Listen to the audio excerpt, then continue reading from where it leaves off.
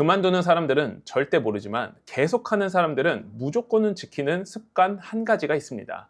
이거는 너무나 중요하지만 급한 일은 아니라서 우선순위에서 항상 뒤로 밀려나 있습니다. 실제로 우리는 핸드폰을 손에서 쥐고서 놓질 않죠. 왜냐하면 전화도 받아야 되고 카톡도 해야 되기 때문입니다. 우리가 이렇게 하는 이유는 빨리 연락을 하지 않으면 이 손님을 다른 부동산한테 뺏길 수도 있기 때문이에요. 그럼 그 한 가지는 무엇이냐? 바로 데이터 관리입니다. 여기서 바로 여러분들은 이런 생각을 하실 수 있을 것 같아요. 데이터 관리 같은 거 안 하고도 계약이나 매출 잘 나오던데요. 그리고 우리 같은 동네 부동산은 데이터 관리보다는 발로 뛰는 게 훨씬 더 빠르고 중요하던데요. 라고 얘기하실 수 있습니다. 그런데 여기서 질문 하나 드리도록 할게요. 대기업이 데이터 관리를 안 하는 거 본 적 있으신가요? KPI, 성과 분석, 보고서 모두 다 데이터로 관리를 합니다. 야근을 시켜가면서까지도 데이터를 관리한다는 거예요. 왜 그럴까요? 데이터가 없으면 복제도 불가능하고 분석도 불가능해요. 현재 나의 위치에서 감으로만 의존해서 계획을 짜야 되고 앞으로도 어떻게 해야 될지 또한도 분석이 불가능하다는 거예요. 그래서 대기업이 데이터의 혈안인 겁니다.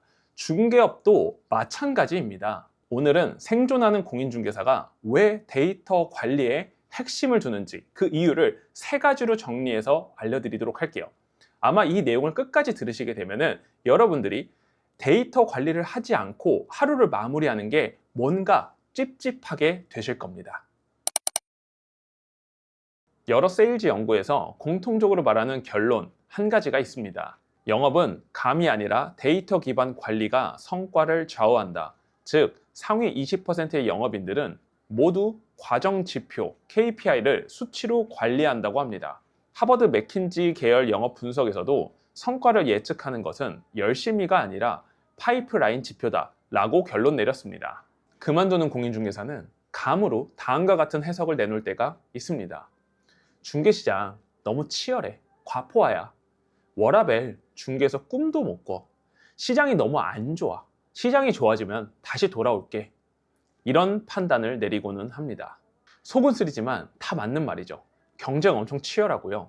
우리는 눈만 뜨면 핸드폰부터 찾습니다. 그리고 자기 직전까지 카톡하고 전화하죠. 그리고 시장이 안 좋으면 실제로 거래가 많이 줄어드는 것도 사실이니까요. 저는 다행히도 2020년도에 공인중개사 자격을 취득하고 이 시장에 뛰어들었습니다. 당시 서울은요, 호황기였어요. 거래가 굉장히 많았습니다. 당시 제가 소속되어 있는 회사에는요, 약 25명 정도의 공인중개사 또는 보조원이 같이 일을 하고 있었어요. 그런데 현재 2025년도에는 5명만이 남아서 하고 있습니다. 공인중개사가 55만 명이 있다고 하고 그 중에서 11만 명의 개업 공인중개사가 있다고 하니까 얼추 비율이 맞는 것 같습니다. 그런데 그만둔 사람들한테 이유를 물어보니까 대부분 같더라고요. 돈이 안 돼, 워라밸 안 돼, 시장이 너무 안 좋아, 나중에 다시 돌아올게, 이런 얘기들이었습니다. 반면에 시장에서 살아남은 공인중개사들은요, 한 가지의 공통점이 있었습니다. 그것이 무엇이냐면 데이터 관리였습니다. 우리가 게임이 재밌는 이유는 모든 게 다 숫자로 수치로 표현되어 있다는 거죠. 레벨이 10이네, 체력이 10이네, 공격력이 10이네, 이렇게 숫자로 표현되어 있으니 내가 지금 현재 갖고 있는 능력치가 얼마나 되는지 바로바로 지표로 확인이 가능하다는 겁니다. 따라서 내가 갖고 있는 현재 능력에 맞춰서 어떤 행동을 할지도 결정할 수가 있고 그 수준에 맞춰서 계속 성장하는 것조차도 수치로 다 보여준다는 거예요. 중개도 같습니다. 중개는 운이 많이 작용하는 일이죠. 그러나 중개 안에 있는 모든 과정은 데이터와 수치로 표현할 수가 있습니다. 내가 작년 이맘때 계약을 몇 건 했지? 내가 지금 올해 이맘때 계약을 몇 건 했지? 이 차이는 왜 발생했을까? 그때와 지금의 차이점은 무엇이지? 이렇게 분석을 할 수가 있다는 거예요. 그 기록을 보면서 문제를 정의하고 해결 방법을 찾고 나의 행동을 점검해 볼 수도 있겠죠. 제가 아까 말씀드렸던 5명의 생존자 공인중개사는요, 지금 최소 월 500만 원대 이상의 수익을 벌어가고 있고 월 1000만 원대 이상의 수익도 벌어가고 있습니다. 그런데 이렇게 말하시는 분들도 있을 것 같아요. 아니, 내가 아는 분들은 데이터 관리 같은 거 없이도 계약 잘 하던데요. 그리고 계약 잘 하시는 분들이 모두 다 데이터 관리하는 건 아닙니다. 이렇게 말하시는 분들 있을 겁니다. 맞습니다. 잘 버는 공인중개사가 모두 데이터 관리를 하는 건 아닙니다. 그러나 10년 차 이상 선배님들을 보면은 각자 나름대로의 데이터 관리를 모두 하고 계세요. 최소한의 매물장 관리, DB 관리, 자기가 계약했던 사람들에 대한 관리, 그리고 어떠한 형태로든지 간에 기록을 해놓는다라는 거죠. 데이터 관리는 돈을 벌게 만드는 기술이기도 하지만 돈을 못 벌 때 버티게 만드는 보험의 역할도 합니다. 즉, 데이터 관리를 통해서 내가 돈을 못 벌 때, 불황일 때 버티게 만들어주는 역할을 하는 게 가장 큰 핵심이라는 거죠. 즉, 첫 번째는 내가 데이터를 통해서 불황을 견뎌낼 수 있는 힘을 가지게 된다는 것. 그래서 데이터 관리를 한다는 겁니다. 단발령 세일즈보다 반복 유지 중심의 구조가 훨씬 유리하다는 것은 세일즈 마케팅의 기본 이론입니다. 기존 고객 유지 비중을 높이면 신규 영업보다 비용 대비 효과가 좋다는 분석이 많습니다. 모든 고성과 영업 조직은 고객의 등급을 나누어서 관리합니다. 실제 세일즈 조사 결과 상위 30% 고객이 전체 매출의 70% 이상을 만든다는 조사 결과도 있습니다. 그만두는 공인중개사는 계약이 단발성으로 끝나는 경우가 많습니다. 계속해서 신규 고객만 쫓다가 끝나게 되는 거죠. 저희 사무소에 실제로 1년 정도 근무를 한 친구가 있었는데 빌라 전월세 원투룸을 메인으로 하던 친구였습니다.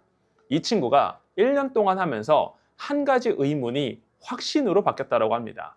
그것이 무엇이냐면 결국은 물건이 답이다. 맞죠? 결국은 물건이 답입니다. 그런데 문제는 뭐냐면 그 물건을 어떻게 확보해야 되는지에 대한 고민은 하지 않았다라는 겁니다. 결과적으로 물건이 필요하다는 사실은 알았지만 그 물건을 어떻게 확보해야 되는지 방법을 몰랐던 것 같습니다. 저는 그 방법을 가르쳐 줬습니다. 그런데 하질 않더라고요. 왜냐하면 제가 가르쳐 준 그 방법은 시간도 오래 걸리고 굉장히 힘든 일이었기 때문에 그랬습니다. 그 친구는 좀 빠른 시간 이내에 쉽게 물건을 확보하기를 원했던 거죠. 다른 부동산이 갖고 있는 그 많았던 물건을 자기 걸로 만들고 싶으니까 그 현실적 괴리감 때문에 굉장히 고통스러워 하더라고요. 그리고 그 친구는 월 500대에서 800대의 매출을 치는 친구였지만 지금은 중개시장을 떠나 있습니다. 그리고 나중에 돈을 벌어서 그 DB를 갖고 있는 부동산을 매수하기 위해서 나갔어요. 반면에 계속해서 중개를 하고 있으신 분들은요, 다른 걸 하나를 갖고 있더라고요. 바로 데이터 관리. 그 중에서도 임대차 데이터 관리를 하고 있었습니다. 중개에서 지속적인 매출이 나오게 되는 것은 바로 임대차입니다. 그 중에서도 임대 측이죠. 불황에는 보편적으로 거래가 줄 수밖에 없습니다. 아무래도 투자가 줄어들고 소비가 줄어들고 사치를 안 하게 되기 때문이죠. 그래서 불황의 경우에는 대부분들이 임대차를 통해서 지속적인 매출을 발생시켜야 합니다. 물론 불황에도 거래가 되는 것도 있지만 그건 논외로 하겠습니다. 아무튼 불황에 거래가 되게 해서 지속적인 매출을 만들어내는 것은 임대차다. 왜? 그들은 나가야 되는 이유가 명확하고 구해야 되는 이유가 너무나 명확하기 때문이죠. 그래서 계속하는 공인중개사들 같은 경우에는 바로 이 임대차를 계속해서 데이터로 관리를 하고 있었다는 거예요. 시장의 트렌드가 어떠한지, 요즘에는 어떤 것들이 거래가 되고 있는지, 그리고 그들의 니즈는 어떤 것인지를 늘 분석하고 관리를 하고 있었다는 거예요. 그리고 그 기록을 보면서 내가 할 수 있는 것을 찾고 그리고 그 행동을 했습니다. 생존하는 공인중개사는 바로 그런 부분들을 하나씩 하나씩 데이터화로 관리해서 내 걸로 만들었다는 거죠. 그런데 이런 생각을 가지실 수도 있을 것 같아요. 아니, 물건 경쟁이 너무 치열해요. 물건 확보할 방법이 없습니다. 그리고 물건이 다시 돌아올 때까지 주기가 너무 오래 걸려요. 맞습니다. 사실 우리가 데이터 관리를 한다고 하더라도 물건이 다시 나한테 돌아올 때까지 주기가 엄청 길고 그 물건을 다시 확보하는 방법도 조금 힘든 게 사실이죠.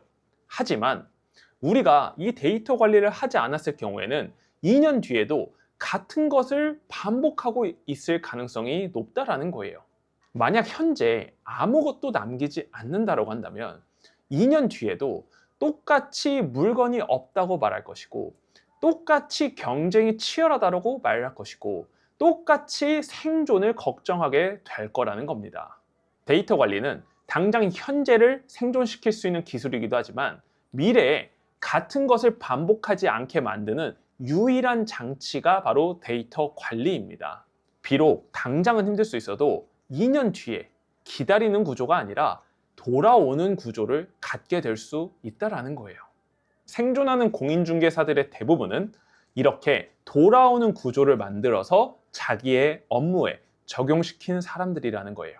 그래서 즉, 두 번째, 매출을 통제할 수 있게 하는 것이 바로 데이터 관리다라는 겁니다. 고소득 자영업자의 폐업 원인 1위는 바로 고정비와 생활비의 급상승입니다. 중개업은 자영업이고 고소득 자영업이기도 합니다. 또한 변동성이 극단적으로 크기도 합니다. 세일즈 조직에서도 이런 경고 문구가 있습니다. 성과가 급등한 다음 달 고정비를 늘리면 다음 불황에 반드시 무너진다. 제가 아는 한 분은 생각보다 매출이 잘 나와 월 1,000만 원대 소득을 벌던 때가 있었습니다. 그리고 이분이 계속해서 1,000만 원대 수입이 날 거라고 생각을 했는지 바로 BMW 5 시리즈 차를 뽑더라고요. 그리고 6개월 뒤에 이 BMW를 다시 되팔게 되었습니다. 엄청나게 큰 손실을 보면서요.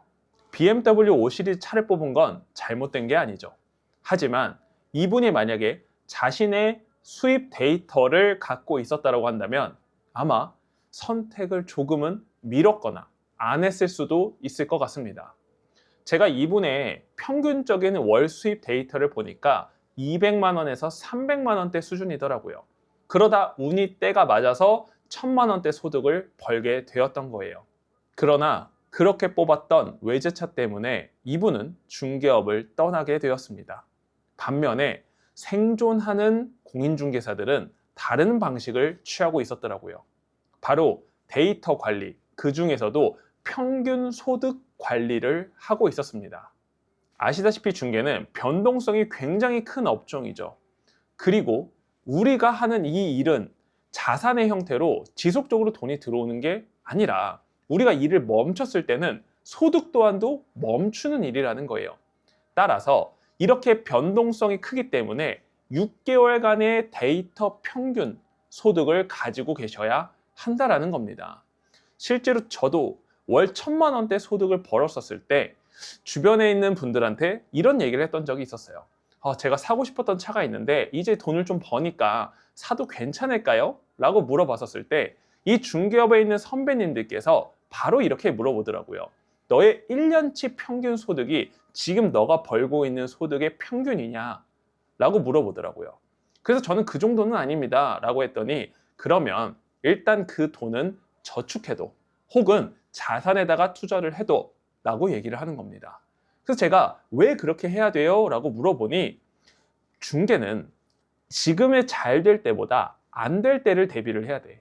그 안 될 때 버틸 수 있어야 나중에 더 잘 될 때 더 많은 돈을 벌 수가 있어 라고 얘기를 해주시더라고요. 실제로 부동산에는 주기라는 게 있습니다. 상승기가 있고 하락기가 있죠. 쇠퇴기가 있고 회복기가 있습니다. 어쨌든 이러한 주기가 있어서 올라갈 때가 있으면 떨어질 때도 있다라는 거예요. 즉, 우리는 떨어졌을 때를 대비하고 있어야지만 다음번에 올라갈 때, 거래가 많이 나올 때 돈을 더 많이 벌 수가 있다라는 거예요.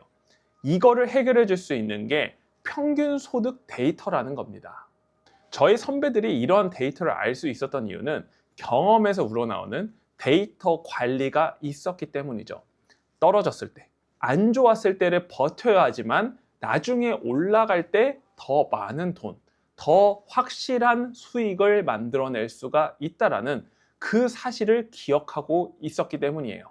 그런데 이렇게 말하시는 분들이 있을 수도 있을 것 같아요. 아니, 불황이 왔을 때 그때 소비를 좀 줄이면 되지. 지금은 벌었으니까 조금 쓰는 것도 괜찮지 않나요? 라고 말하시는 분들도 있을 겁니다. 맞습니다. 불황이 왔을 때 그때 소비를 줄일 수 있는 통제력이 있으신 분들이라면 괜찮습니다. 하지만 불황이 왔을 때 소비를 줄이겠다라고 말하는 것은 현실에서는 그게 참 쉽지가 않습니다. 불황은 갑자기 찾아옵니다. 예고하고 오지 않죠. 하지만 비용은 내가 과거 해놨던 계약이 계속해서 이어지게 됩니다. 자동차 할부, 사무실 월세, 인건비, 각종 고정비 등등은 과거에 해놨던 게 이어지면서 우리한테 지출적 부담으로 나타나게 되는 거예요. 이거는 불황이 왔을 때 줄이려고 하더라도 줄이기가 힘들다라는 거예요. 제가 그동안 많이 봐왔던 폐업 사례를 봤을 때 불황 때문에 문제가 되었던 적도 있지만 호황이었을 때 잘 벌었을 때 만들어놨던 각종 고정 지출 비용들이 그것 때문에 폐업을 하게 되는 경우들도 상당히 많이 봤습니다. 불황의 대비는 마음가짐의 문제가 아닙니다. 잘 벌 때 만들어놨던 구조가 문제인 거예요. 즉, 생존하는 공인중개사는 불황이 왔을 때 생존할 수 있는 소비 구조를 만들어놨습니다. 그래서 세 번째는 데이터 관리는 소비 습관을 통제할 수 있다입니다. 공인중개사가 그만두는 이유는 사실 정말 다양합니다. 그러나 제가 오늘 말씀드렸던 이 세 가지는 정말 치명적이기 때문에 여러분들이 앞으로 중개업을 해가는 과정 속에서 이 세 가지만큼은 꼭 지켜주시길 바랄게요. 그리고 여러분들이 이 세 가지를 통제함으로써 앞으로도 더 많은 계약과 성과를 내기를 정말 소망하고 희망합니다. 자, 오늘 내용은 여기서 마무리하도록 하겠습니다. 여러분들께 도움이 되셨다고 한다면 좋아요와 구독 누르는 거 잊지 말아 주시고요. 댓글에 여러분들이 생존할 수 있었던 이유를 그냥 가볍게라도 남겨주시면 좋을 것 같아요. 많은 사람이 공유되면 될수록 이 중개업이 더 발전할 거니까요. 그럼 여기에서 마무리하겠습니다. 내용 시청해 주셔서 감사합니다. 행복한 하루 보내세요.